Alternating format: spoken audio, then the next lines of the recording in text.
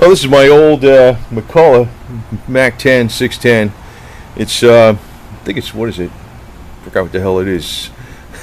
60 cc's, whatever the hell it is, I believe. It's a fairly good sized chainsaw. It's a 24-inch bar on it.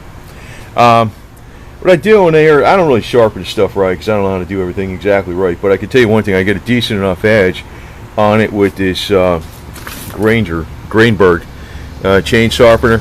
Now, one reason I chose this one is because, you know, if you're using a regular freaking saw for cutting down trees, like that type of stuff, you want to do a 35-degree angle, and it's got all the different angles up here on the top. But if you were making boards with it, with like an Alaskan chainsaw mill that's made for, you know, out in the field, you want to put it on 10 degrees and set it up different. So that's one of the reasons you want to have something that's adjustable. Now, this thing, I just go back and forth with it. You know, you're supposed to really go in one direction. You tighten up the chain.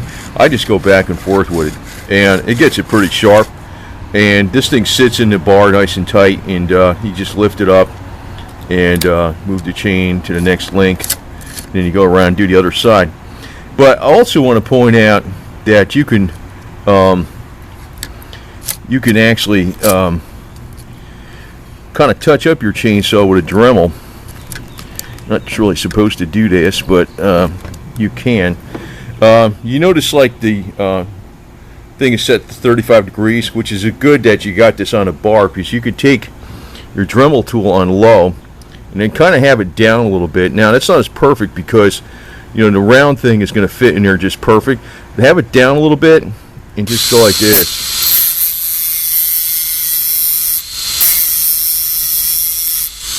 And what that does is it gets it a little bit sharp. You can tell it's sharper. That's sharper. The other thing, and I can eyeball it, you can just take these down a little bit, because the guides here, if they become higher than the cutting teeth, what will happen is the cutting teeth won't grab the wood. If they're too low, if you cut too much off, then you're taking out too much wood, and it really, you could break the teeth off of here. So you just have them just a hair lower. But you could do this by eye. And one of the things I'm kind of really liking about the Dremel tool, even though it's not the right tool for that, is that it's a lot quicker. And you know, it's pretty much how I'm going to run with it. Now I got to make sure this. You know, it's a pain. It was one thing I was kind of pissed off about, is I couldn't find this damn thing. And I was like looking all over in the shed, and I wound up having it on the shelf in the kitchen where I made the cat shells for the cats. I wound up putting it up there so I wouldn't lose it. And I can tell you one thing: that's one of the damn thing. That is the damnedest thing to find. I couldn't find this in my air stapler for like weeks, man. I was like, these are two things I couldn't find, and I was like looking all over in the sheds, and they're both in the same spot. And I can tell you I just want to mention this, that one of the things that's a real pain in the ass is sometimes finding where your shit is. And every time you put it someplace where you won't lose it, or it's real safe, that's going to be the place that you're going to freaking forget where the hell you put it. You know the deal. I'm glad I found them. So, but you can see this one's got, and you know, this thing actually goes a lot faster than this file. And you can see this tooth has been kind of worn down in the front. So you don't want to go like this. You want to have it up a little like that, just which is make more or less the way the round file would be. It would be filing more in here. But I got this guide here to tell me about that's the right angle.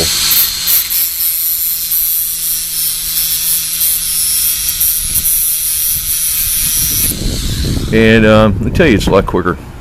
I'm thinking about not using the Grainberg thing as much as this Dremel. Just sticking it on the bar here so I know what the angle is.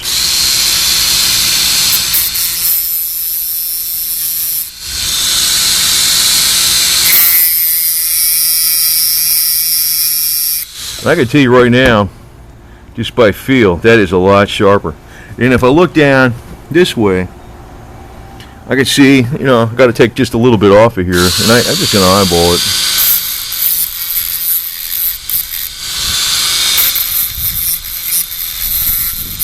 I'll tell you what, it's a hell of a lot quicker than a file. And this tool, it's nothing special. can get these things battery operated and stuff. So in a way, I like this tool for keeping my angle, but I can tell you right now, I'm kind of more sold on this method myself.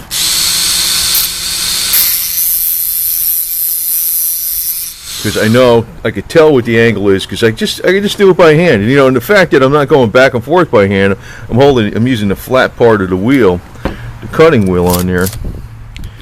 It's gonna keep a nice freaking smooth thing there, you know.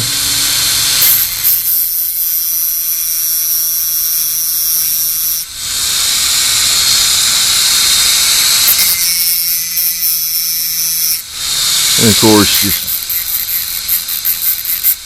chop those down a little bit.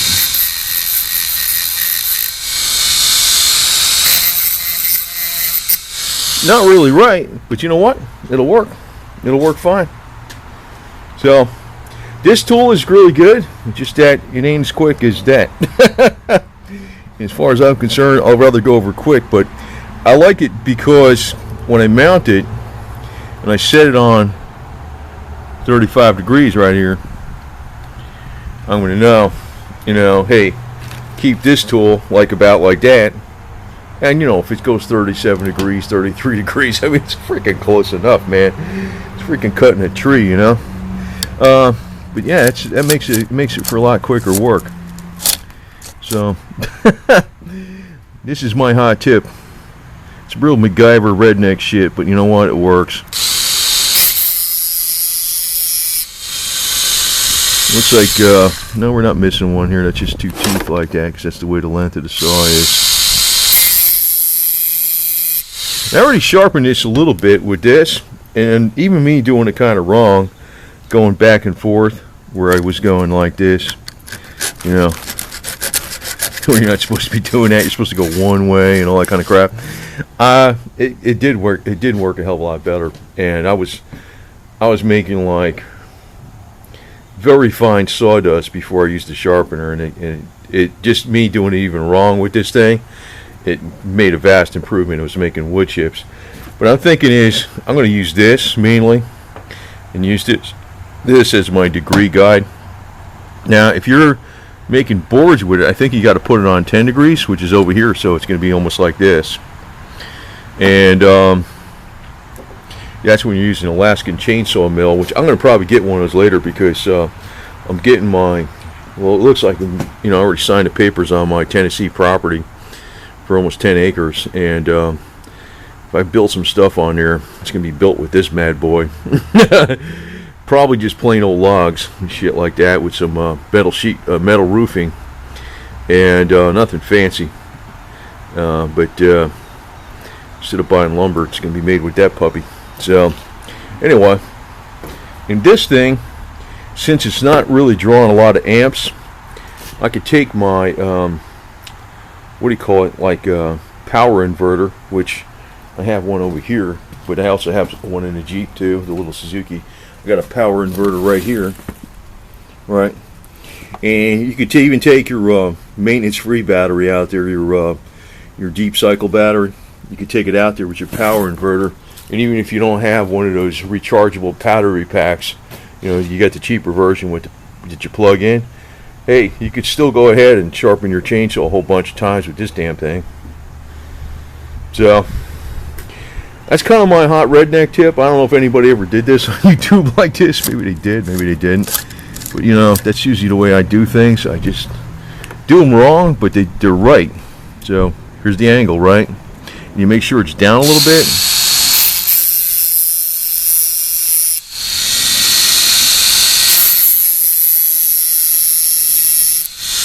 And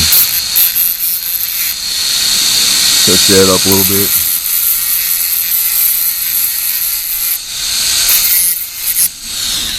That's about all you need. And you know, when you're cutting, the wheel is cutting like that. This is sharp. I can tell it's sharp, man. So that's the way to do it, man. That's the way to do it. Hell of a lot quicker, hell of a lot easier. And that's probably going to be my go-to chain sharpener tool out in the field. But I will take this with me, because it's going to show me exactly what angle, how to how to hold this thing. So that's my hot tip. It's MacGyver, it's Redneck, it's not exactly right, but then again, it saves you a lot of time, and for all practical purposes, it works just fine. What can I tell you? And by the way, you know, I think I am going to paint this thing with this El Camino with spray can Rust-Oleum with the double hide clear on it, because I painted this with some Duplicolor, I don't know, 12 years ago, and it was out in the sun. It never chipped or nothing. It was just over the old paint. I was like, I don't think it's going to screw up on me even in 10 years, especially with some clear coat. Probably the last 20 years, so it'll cost me maybe a max of $300 to do the whole damn car, and I can do it in pieces. And if I lay my chainsaw on top of it or something like that, I'm out in the woods, and I screw the paint up or some shit, or I'm driving down there and I get rocks up there and I smack the bottom, and yeah, Rust-Oleum, you know. It's wrong, but it's right, and it stops the rust. That's why I call it Rust-Oleum, right? Yeah, and I saw this is like under $6 a can, metallic, you know, works for outdoors. Close enough. Close enough. And put some double hide clear coat Rust-Oleum on here. And this gets the off-white treatment, the off antique white treatment on the bottom and the top, and we're all set, man. Then I can, you know, if I scratch it up by accident or something, no problem, right? So it'll still work. Anyway, there you go. Cooter for president. Proud descendant of a Confederate. There we go.